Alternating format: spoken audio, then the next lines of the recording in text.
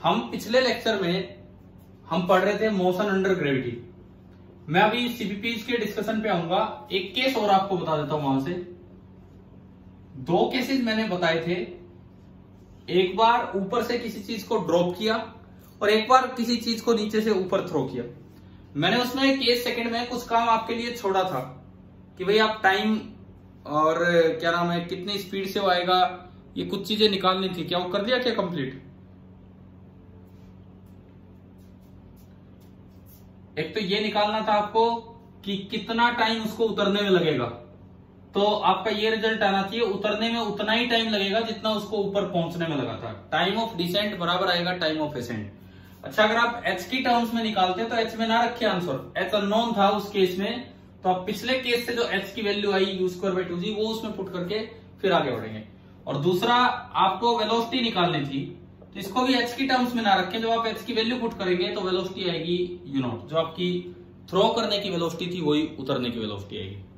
तो इससे एक और बात पता लगती है, उसी केस के रिजल्ट को अगर मैं आगे बढ़ाऊं तो उससे एक बात ये पता लगती है कि अगर ये ग्राउंड है,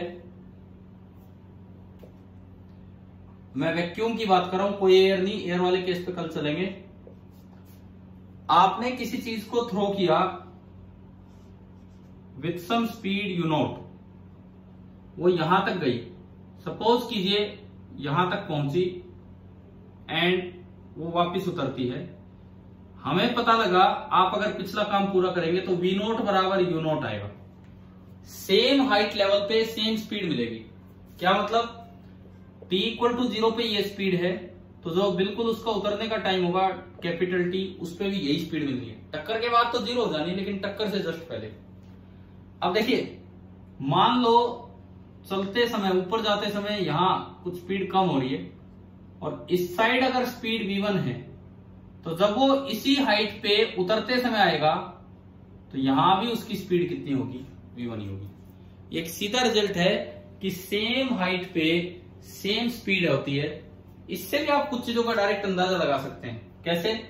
जैसे कोई यूं कहे कि t बराबर 3 सेकंड पे पार्टिकल की जो स्पीड थी वही उसकी स्पीड 7 सेकंड पे थी।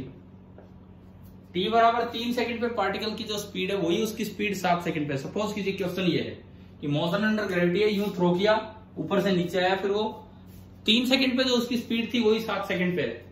तो बताओ ऊपर पहुंचने का कितना टाइम लगेगा? सिमेट्री से बताओ आप कितना टाइम लगेगा? 5 सेकंड। 4, हाँ बिल्कुल सही, 4 पे यहां आया होगा और फिर 5 पे यहां और फिर 6 पे यहां और 7 पे यहां।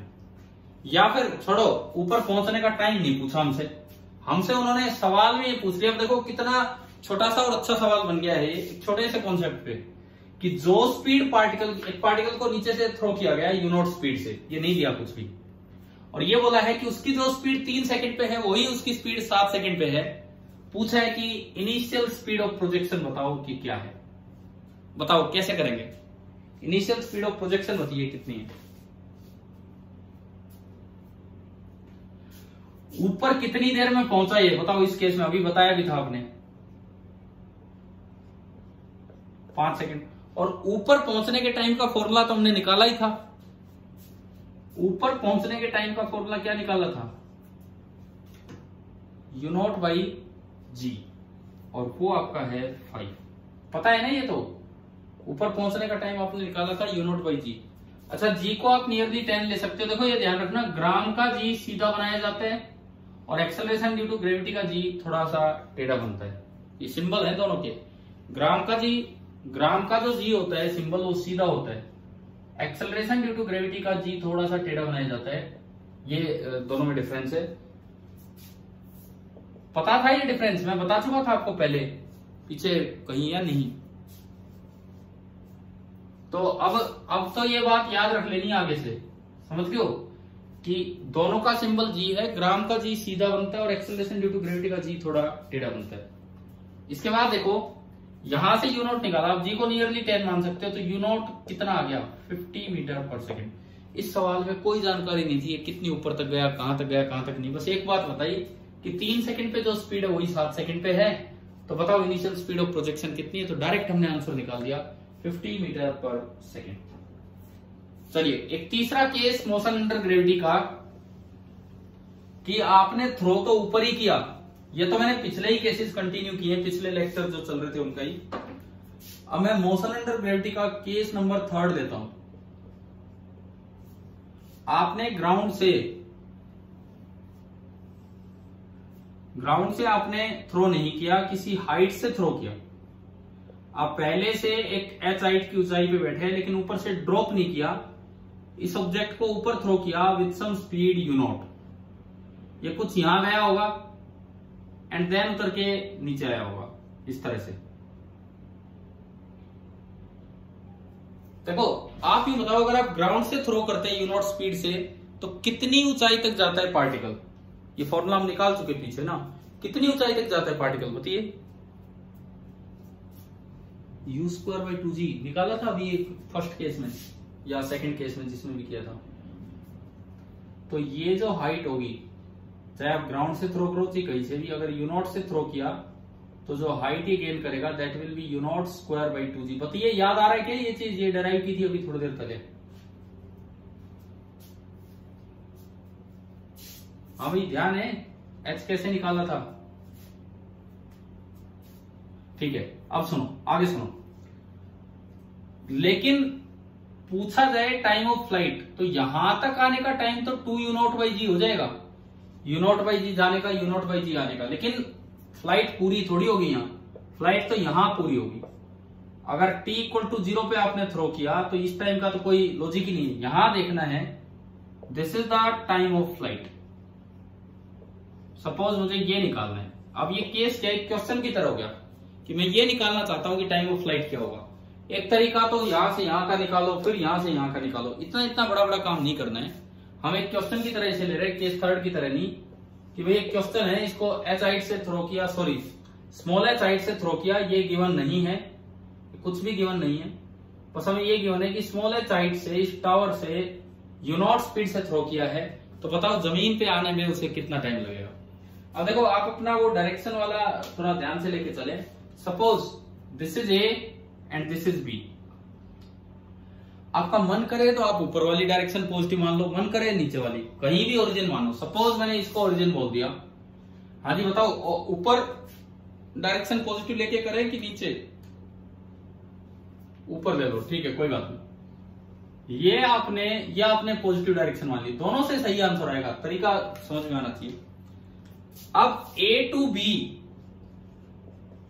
B हम लिखें UATSV, वही पांच चीजें हम लिखें।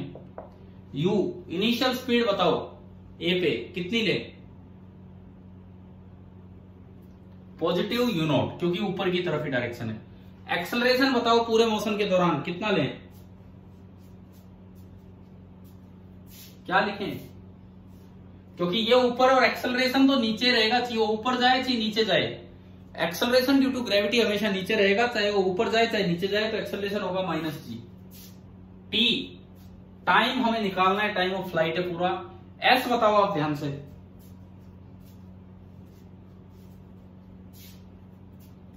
हाँ, अगर डिस्प्लेसमेंट देखते हो तो इनिशियल से फाइनल पोजीशन को सीधा ज्वाइन करो, तो ये नीचे की तरफ h हुआ। इससे कोई मतलब नहीं, कितना घूम फिर के आया उससे कोई मतलब नहीं, ये डिस्प्लेसमेंट क्या लिखा है बताओ यार। ऐसा है कि वो तो सब नेटवर्क प्रॉब्लम होती है, हो सकता है आपकी तरफ से हो, यहां से सही चल। हाँ तो वो इंडिविजुअली आपकी नेटवर्क प्रॉब्लम होगी, इधर चलने दो आप। अगर कोई ऐसी दिक्कत आती है मैं वीडियो अपलोड करता हूं, उसमें देख लिया करो। आप फाइनल स्पीड मान लो, टक्कर के समय इसकी स्पीड है v0, तो बताओ v कितना लिखें? बताओ फाइनल वेलोसिटी कितनी लिखें? कितनी लिखें? v0 की -v0, बस मुझे ये बता दो। v0 की -v0 क्या लिखें? ये नीचे की तरफ है v0, वेलोसिटी नीचे है, और आपने कौन सी डायरेक्शन पॉजिटिव आनी है? ऊपर वाली, तो v क्या लिखा जाएगा? -v0। अगर आपने नीचे वाली डायरेक्शन को पॉजिटिव एज्यूम किया होता तो ये जो माइनस लग रहे हैं प्लस हो जाते, और ये जो प्लस दिख रहे हैं माइनस हो जाते। पता लग गया है ना? तो टाइम तो पॉजिटिव रहेगा, टाइम का तो कोई चक्कर ही नहीं है।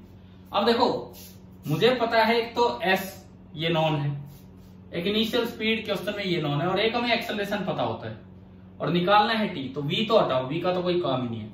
कौन सी इक्वेशन है जो इनमें होती है,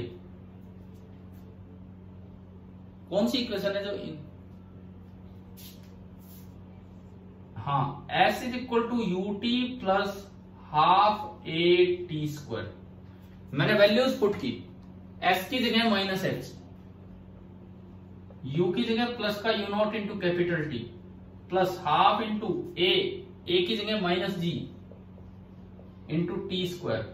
इसको इधर उठा लाओ तो g/2 into t square minus u naught into t minus h is equal to 0।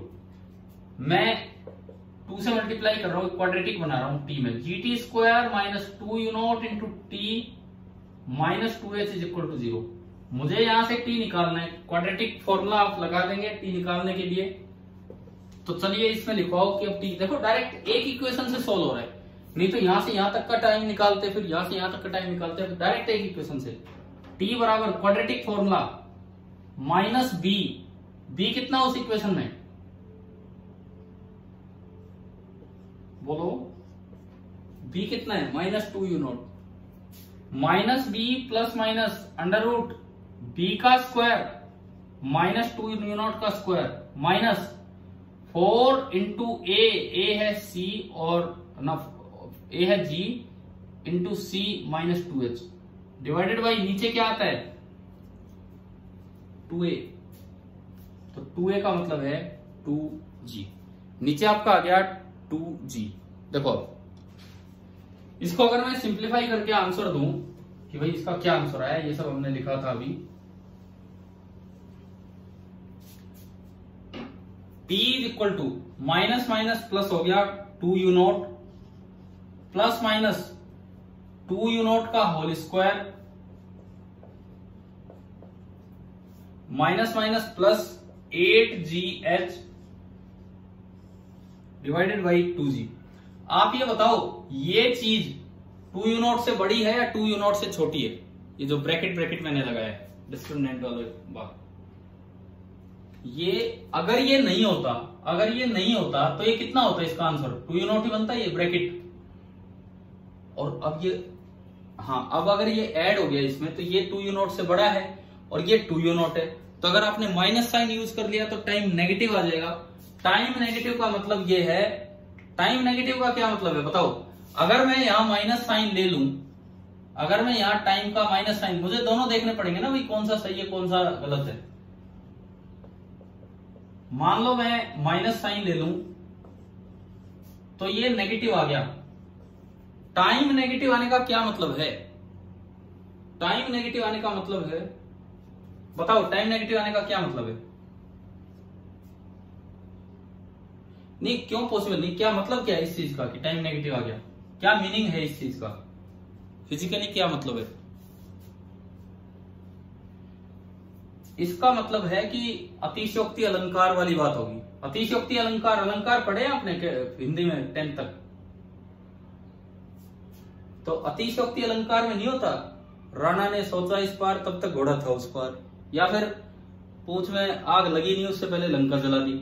मतलब क्या कि आपने पत्थर फेंका नहीं है, उससे पहले पत्थर कहां पहुंच चुका है, नीचे पहुंच चुका है। बट t बराबर 0 पे तो आप थ्रो कर रहे हो। मान लो t बराबर 0 है 9 बजे, t बराबर 0 है 9 बजे और ये नेगेटिव आ गया। ये नेगेटिव आने का मतलब है कि पत्थर तो 8:57 पे नीचे गिर चुका था। इसका यह मतलब है कि 9 बजे पत्थर थ्रो किया तो 8:57 पे नीचे पहुंच गया। इसलिए पॉसिबल नहीं है कि ये तो फेंकने से पहले नीचे पहुंच गया, तो ये पॉसिबल ही नहीं है। समझ में आ गया? तो इसका मतलब हमारा आंसर क्या होगा, यहां क्या लेना होगा, प्लस। अभी बताइए क्या इस तरह के क्वेश्चंस करने आ गए मोशन अंडर ग्रेविटी में? ठीक है, देखो मोशन अंडर ग्रेविटी कुछ अलग नहीं है। जो यूनिफॉर्मली एक्सेलरेटेड मोशन है उसका एक स्पेशल केस है मोशन अंडर ग्रेविटी, और कुछ भी अलग नहीं है, वही हमें स्टडी करना है।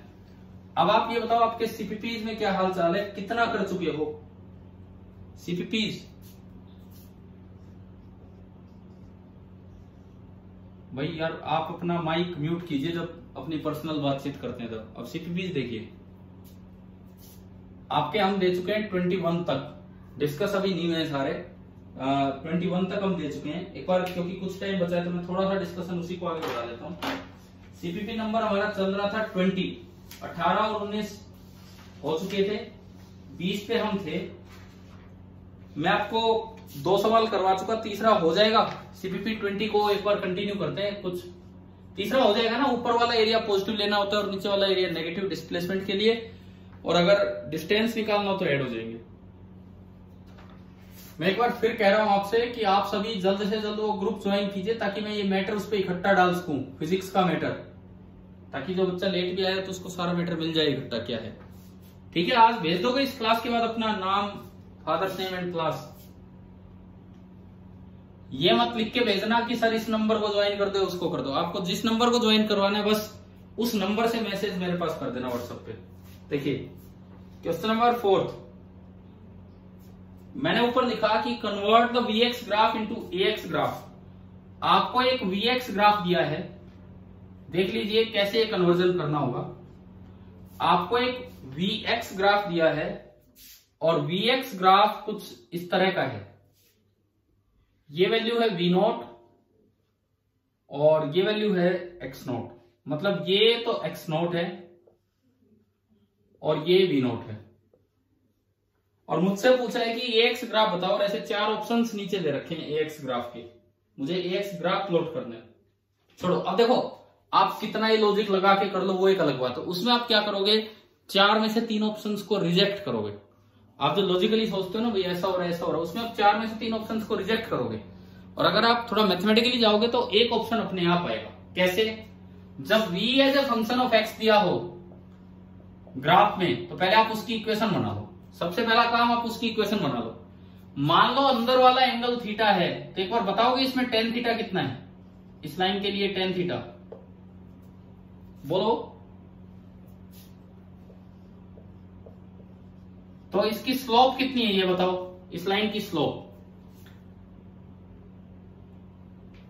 अगर इधर वाला एंगल पता होता है तो स्लोप कैसे लिखते हैं बताइए ना, फिर वो तो पॉजिटिव स्लोप होगी, minus v naught upon x naught. अगर आगे वाला एंगल पता हो तो टेन थीटा स्लोप होती है, और अगर पीछे वाला एंगल पता हो तो माइनस टेन थीटा स्लोप होती है। क्लियर ना? ये तो एम आ गया। एक स्ट्रेट लाइन की इक्वेशन होती है y is equal to m x plus c. y coordinate आपका है v, स्लोप है minus v naught by x naught, ये तो कांस्टेंट है, इंटू एक्स और प्लस सी। ग्राफ देख के बताओ कि y इंटरसेप्ट कितना है, इस ग्राफ का y इंटरसेप्ट कितना है, ग्राफ देख के होती है।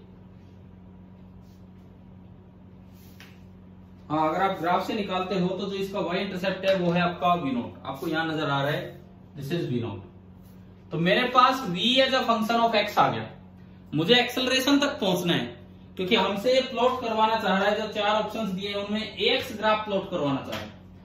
अगर v as a function of time हो तो ये कौन सी इक्वेशन से निकालते हैं?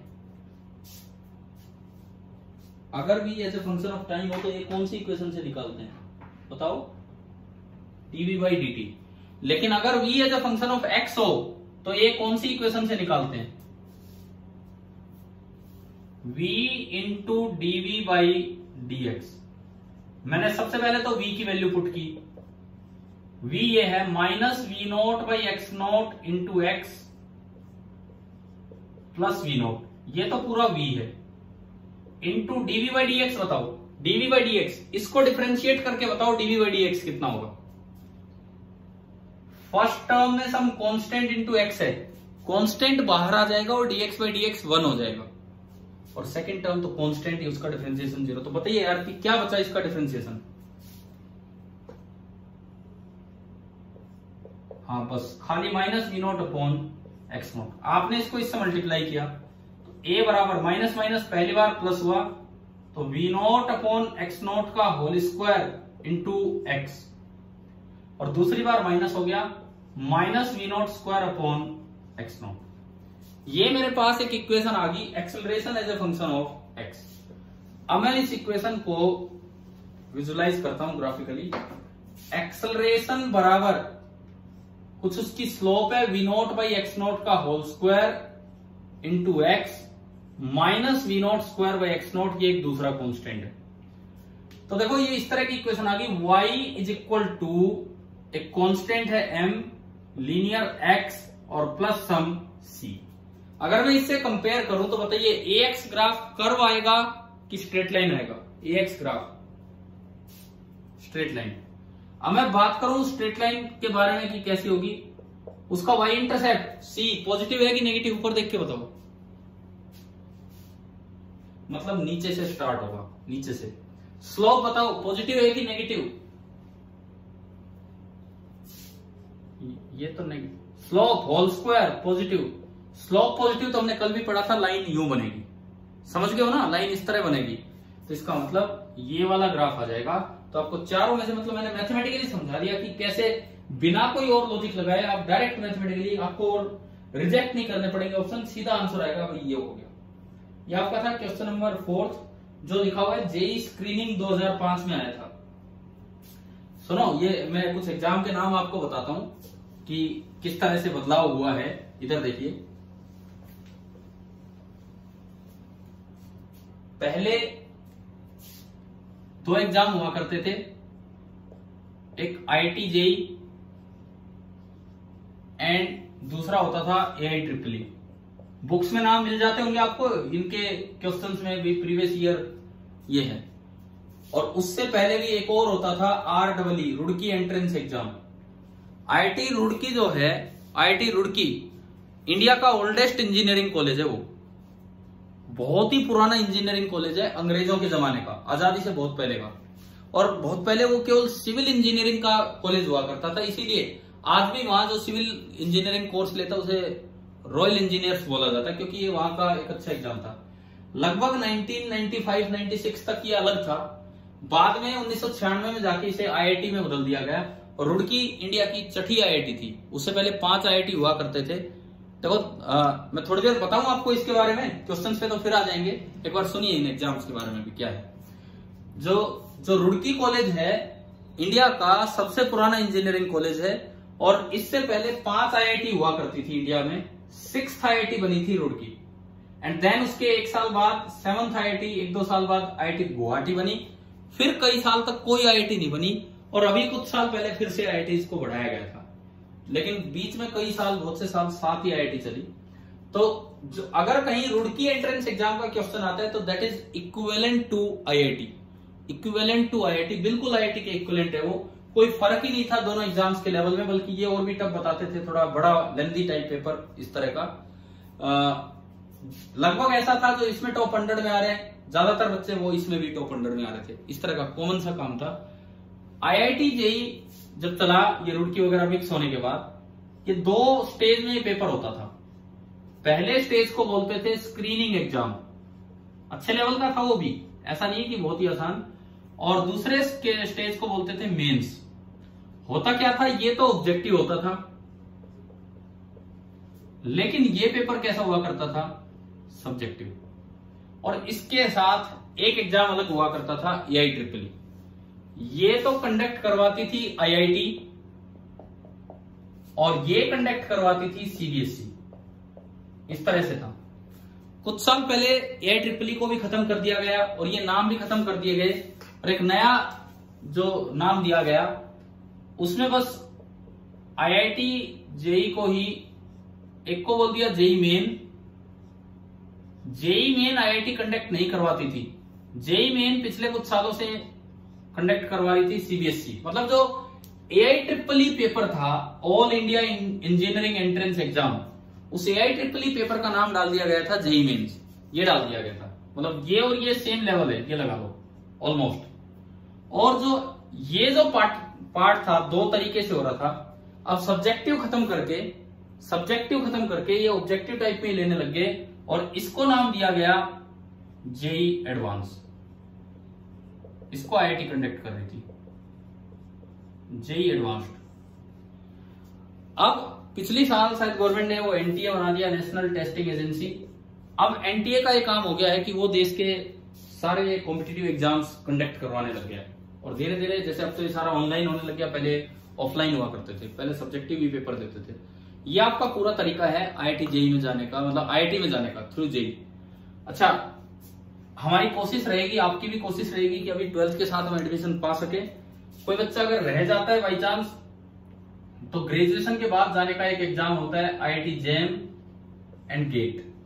गेट से तो एमटेक करने और जैम से MSc करने। IIT MSc भी करवाती है, काफी अच्छी MSc है वहां पे। इवन जो DU से जो बच्चे, जैसे कुछ बच्चे सोचते हैं मुझे BSc MSc में जाना है, तो वो DU से करने चले जाते हैं BSc, बट फिर उसके बाद उनका टारगेट होता है IIT जैम के थ्रू MSc ही जाना है। देखो, आपके नाम के साथ एक बार IIT का टैग जुड़ गया, पूरी जिंदगी आप उसका लाभ उठाएंगे, पूरी जिंदगी आपको एक अच्छा लगेगा कि हाँ भाई आप एक IIT हैं। तो कोशिश अभी करें कि सबसे पहला टारगेट हमारा यही हो कि हम IIT JEE क्लियर करें थ्रू, अब स्क्रीनिंग मेंस तो है नहीं, अब मेन और एडवांस है। भाई ऐसी बातें सुन के, ऐसी बातें जान के थोड़ा तो मन करता होगा कि नहीं ये पेपर क्लियर करने हमें। हाँ जी बोलो। देखो, ये कुछ पता होना चाहिए क्या है क्या नहीं। क्या कह रहे हो? सुनो, हमारा टारगेट यूं ना हो कि मेन अलग है एडवांस अलग है, हम एक तरीके से अपना काम लेके चले और इसी कड़ी में पूरी साल भर हम जो चलाएंगे अपनी seats, CPPs, HCV and NCERT, ये 4 चीजें, इन 4 चीजों में बहुत बहुत काम हो जाएगा, इनसे बाहर जाने की जरूरत नहीं पड़ेगी। तो अभी इसीलिए मैंने उस ग्रुप के बारे में आपको बोला है। आप ज्वाइन करेंगे तो फिजिक्स का मैटर इकट्ठा मिल जाएगा, नहीं तो आप ढूंढते फिरेंगे कि यार कब किस दिन क्या दिया था। मैं दोबारा डाल दूंगा ये सीट्स, ये CPPs और वीडियो लेक्चर्स, ये दोबारा हम डाल देंगे आपके लिए। तो आज आप लोग भेज देंगे अपना नाम और फादर्स नेम जो मैंने बोला और क्लास, ठीक है? ठीक है, अब सुनो, CPP 20 पे ही थोड़ा और टाइम हमारी क्लास का बचा है, तो उसमें हम CPP 20 पे लौट के आते हैं, ये काम करते हैं पूरा। और आप संडे तक का टारगेट रखिए भाई, वो सीट कंप्लीट करनी है। 1D मोशन एंड कैलकुलस वाली जो सीट आपको दी है, संडे तक आपको कंप्लीट करके रखनी है, ठीक है? देखो, अभी टेस्ट फिर मंडे को ही होगा आपका। क्वेश्चन नंबर 5 JEE मेन 2018 का 4 नंबर का एक क्वेश्चन है। इसमें बोला है try to visualise the physical situation. ये तो मैंने बोला आपके लिए, क्वेश्चन में था कि all the graphs below are intended to represent the same motion, one of them does it incorrectly. देखो, ये कह रहा है, अब ये भी एक अच्छा सवाल है भाई, 4 ग्राफ दिखाए हैं एक ही मोशन को दिखाने के लिए। ये तब होगा ये सवाल जब आप फिजिकली मोशन को रियलाइज कर पाएंगे ग्राफ से। पहला ग्राफ ये है, पहला ग्राफ इसका ये है। आप बताओ ये कैसा मोशन है? ये कैसा मोशन है? पहले तो पार्टिकल ऊपर गया, रुका क्योंकि यहां स्लोप 0 है, और उसके बाद नीचे आए। क्या ये बिल्कुल वही मोशन नहीं है जैसे मैंने किसी चीज को ऊपर फेंक दिया हो? क्या ये बिल्कुल वो मोशन नहीं है कि जैसे मैंने किसी चीज को ऊपर थ्रो किया हो U0 स्पीड से, तो वो h हाइट तक ऊपर जाएगा और नीचे आएगा, और आधा टाइम हो जाएगा U0/g और पूरा टाइम हो जाएगा 2U0/g। तो हमने फिजिकली इस ग्राफ को रिलेट कर लिया ना एक मोशन के साथ, ठीक है? अब समझना आसान होगा। दूसरा graph velocity time graph, second graph आप देखिए, velocity time graph. Velocity time graph लिखता है ऐसा। कैसे ऐसा? शुरू में आपने वेलोसिटी ऊपर दी, मान लो ऊपर वाली डायरेक्शन पॉजिटिव है, शुरू में वेलोसिटी ज्यादा है और पॉजिटिव है, थोड़ी देर बाद कम होगी पॉजिटिव है, थोड़ी देर बाद और कम होगी पॉजिटिव है और 0 होगी, फिर नीचे बनेगी वेलोसिटी तो नेगेटिव होगी और बढ़ती चलेगी। आप देखो क्या वही काम हो रहा है कि नहीं उस ग्राफ में? देखिए, शुरू में वेलोसिटी ज्यादा पॉजिटिव है, कम पॉजिटिव हुई, ऊपर ही है पॉजिटिव है, कम है, यहां वो हाईएस्ट पॉइंट पे पहुंच गया U0/g पे। उसके बाद वेलोसिटी ने अपनी डायरेक्शन चेंज की और वो बढ़ने लगी। बताइए क्या ये समझ में आ गया कि नहीं? ठीक है, वेलोसिटी की स्लोप, VT ग्राफ की स्लोप यहां भी नेगेटिव है, VT ग्राफ की स्लोप यहां भी नेगेटिव है, मतलब इसका एक्सेलरेशन हमेशा नेगेटिव है। अगर इसका एक्सेलरेशन हमेशा नेगेटिव तो कारण कि आपने ऊपर पॉजिटिव मान रखा है और g की वैल्यू हमेशा नीचे रहेगी, तो g कांस्टेंट है और नेगेटिव है। आप बताओ क्या ये ग्राफ विजुअलाइज हो गया कि नहीं? ये उसी मोशन को रिप्रेजेंट कर रहा है। हो गया? बताओ, समझ में आ गया यहां तक? अब देखो, क्वेश्चन में नहीं दिया था कि हमें एक पार्टिकल ऊपर थ्रो करना है, आपको खुद विजुअलाइज करना था कि एक पार्टिकल ऊपर थ्रो हुआ होगा, उसी का ग्राफ है। अब तीसरा और चौथा, मैं पहले चौथे पे जाता हूं जो आंसर है इसका, बिकॉज टाइम कम है, ये बीच में मीटिंग ऑफ हो जाएगी। अब देखो चौथे वाला देख लीजिए, डिस्टेंस के साथ टाइम का ग्राफ। डिस्टेंस कभी नेगेटिव तो हो ही नहीं सकता, तो ये तो भूल ही जाओ कि नीचे भी कभी ग्राफ होगा। अब इस ग्राफ में इन्होंने ऐसा दिखाया है, पहले यूं और फिर यूं। बस आपको एक चीज विजुलाइज कर दी, केवल एक चीज। ये तो आधा टाइम हो गया यहाँ यू नॉट बाई जी। आप ये बताओ इसकी स्लोप, इसकी टेंजेंट वर्टिकल होती जा रही कि हॉरिजॉन्टल होती जा रही शुरू में? बताइए जल्दी बोलो। टेंजेंट दोबारा देखो, इस हॉरिजॉन्टल कहां हो रही है? इस पे टेंजेंट फिर यूं थी, फिर यूं थी, फिर यूं थी। वर्टिकल हो रही है कि हॉरिजॉन्टल हो रही है? आधे टाइम तक वर्टिकल। जब टेंजेंट वर्टिकल होती चलती है तो उसकी स्लोप बढ़ती है, मतलब इंस्टेंटेनियस वेलोसिटी बढ़ती जा रही है। यही होगा, इंस्टेंटेनियस वेलोसिटी का मैग्नीट्यूड बढ़ता जा रहा है, ये स्पीड बढ़ती जा रही है। और उसके बाद इसका ग्राफ कैसे होता गया है? उसके बाद हॉरिजॉन्टल। तो ये ग्राफ कहता है कि बाद में इंस्टेंटेनियस वेलोसिटी कम होती जा रही है, जबकि बिल्कुल उससे उल्टा काम हो रहा है। देखो शुरू में इंस्टेंटेनियस वेलोसिटी का मैग्नीट्यूड घट रहा है, घटते घटते वो 0 तक आया, और बाद में उसका मैग्नीट्यूड बढ़ने लगा। डायरेक्शन अपोजिट वो एक अलग चीज है, लेकिन बाद में उसका मैग्नीट्यूड बढ़ने लगा। तो ये जो ग्राफ है ये इन्होंने गलत बना दिया। इसमें असल में ये ग्राफ पहले तो यूं आना चाहिए था और उसके बाद यूं जाना चाहिए था, क्योंकि पहले तो वेलोसिटी कम हो रही है, 0 तक गई, एंड उसके बाद वेलोसिटी बढ़ी है, 0 से ज्यादा हुई। अच्छा, इसकी स्लोप पहले भी पॉजिटिव है, बाद में पॉजिटिव, क्योंकि डिस्टेंस है, डिस्प्लेसमेंट नहीं है। डिस्टेंस टाइम ग्राफ की स्लोप हमें स्पीड देती है, ना कि वेलोसिटी, और स्पीड कभी नेगेटिव नहीं होती। अब आप बताओ कि आपको एक ग्राफ पहचानने आगे कि नहीं, कैसे पहचानना है? ठीक है, इसका एक तीसरा ग्राफ आप खुद देखेंगे और 6th क्वेश्चन भी खुद करेंगे, और CPP 21 भी खुद करके रखें। कल देखते हैं क्या टाइम मिलता है स्कूल की तरफ से, और उसके बाद हम अपनी क्लास को आगे बढ़ाते हैं।